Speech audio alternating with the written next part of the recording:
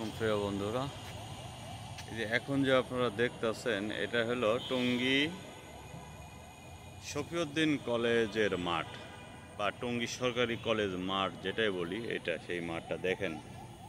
মাঠের অবস্থা দেখেন, 2-3 ফিট করে ঘাস হয়ে গেছে, পানি জমে রয়েছে। হ্যাঁ, এটা কি বলবে এটা খেলাধুলার মাঠ?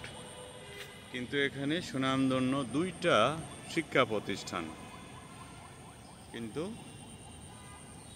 দেখার কেউ নাই। পানি জমে পুরো একটা মানে এই জলাশয়ে পরিণত হয়ে গেছে, কিন্তু দেখার কেউ নাই। দেখুন, দেখছেন কত বড় বড় ঘাস হয়েছে। ধান লাগালে ধানও হবে। এখানে ক্রিকেট একটা একাডেমি ছিল, অনেক ছেলেরা ক্রিকেট প্র্যাকটিস করতো, কিন্তু এটাও বন্ধ। ওই দেখেন পানি জমে রয়েছে, দেখেন একটু দেখাই জম করে।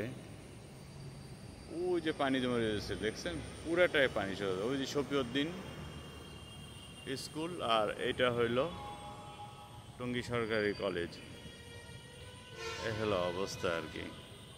দেখার কেউ নাই, সবাই কিভাবে চুরি করবে, লুটপাট করবে সেই মানুষ আছে। হ্যাঁ, কিন্তু ভবিষ্যৎ প্রজন্ম যে ভালোভাবে গড়ে উঠবে